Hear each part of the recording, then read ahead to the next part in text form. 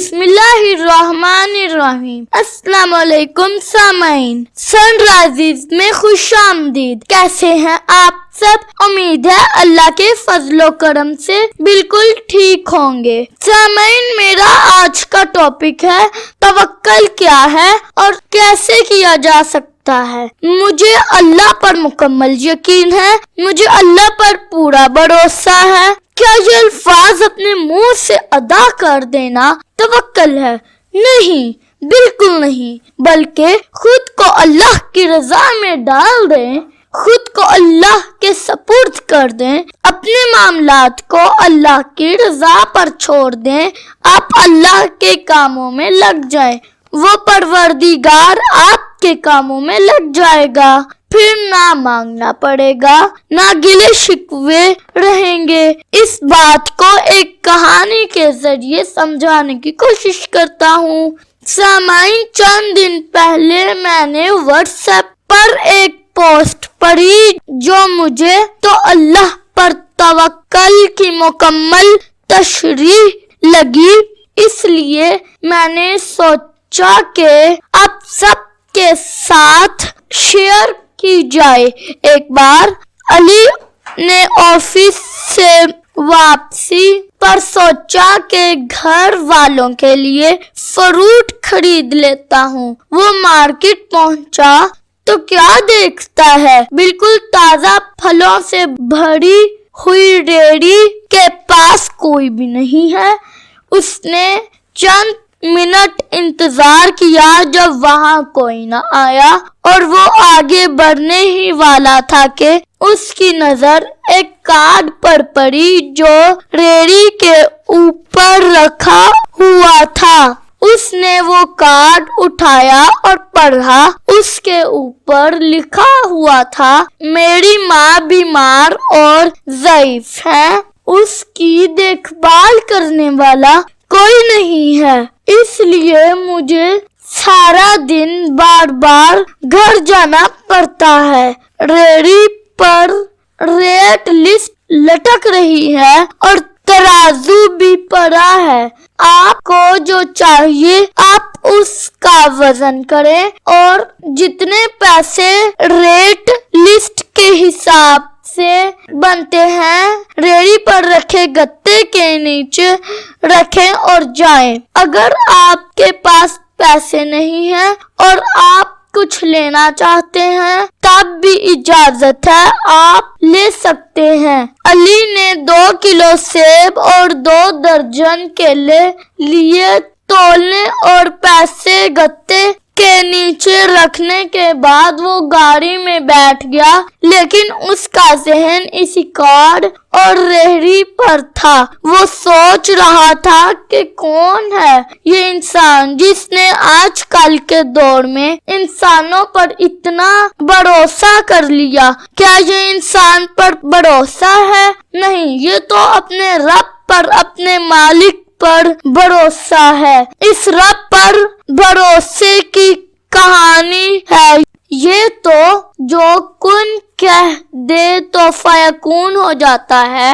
گھر جا کر فریش ہونے، کھانا کھانے اور کچھ دیر ریسٹ کرنے کے بعد علی پھر گاڑی لے کر اسی ریڑھی والے کی تلاش میں نکل پڑا اور اتفاقاً علی کو ایک شخص وہی ریڑھی بالکل خالی واپس لے کر جاتے ہوئے نظر آیا۔ اس نے اسے آواز دی تو ریڑھی والا بولا، بابو جی آج سارے پھل ختم ہو گئے ہیں۔ علی نے گاڑی سائڈ پر پارک کی اور اس شخص کے پاس آ کر بولا، میں پھل لے گیا تھا دوپہر میں اور پیسے بھی رکھ دیے تھے ریڑھی پر گتے کے نیچے، لیکن میں یہ جاننا چاہتا ہوں کہ یہ سب کیا ماجرا ہے۔ وہ شخص علی کو بتانے لگا کہ میری ماں ضعیف ہے اور بہت بیمار ہیں، संभालने वाला कोई नहीं है। एक दिन मैं अपनी माँ के पैर दबा रहा था और मैंने कहा, माँ आप मुझे रेड़ी लेकर बाजार जाने ही नहीं देती हो तो ऐसे कैसे गुजारा होगा। माँ ने मेरी फ्रूट से भरी रेड़ी की तरफ देखा और कहा, जाओ इसे जाकर बाजार में छोड़ आओ, साथ वो सब कुछ ऊपर लिख कर रख आने का कहा जो मैंने लिख कर रखा हुआ है। मैं परेशान हो गया। मैंने कहा, माँ ये आप कैसी बातें कर रही हैं? चोर डाकू तो चंद घंटों बाद ही ये सब फ्रूट रेड़ी के साथ ले उड़ेंगे। लेकिन माँ ने डांट दिया और कहा, अल्लाह पर भरोसा रखो, वो मालिक है, रिस्क देने वाला है। आते हुए 3 बार आयतल कुर्सी पढ़ के रेड़ी को अल्लाह के सुपुर्द कर आना। मैंने ऐसा ही किया।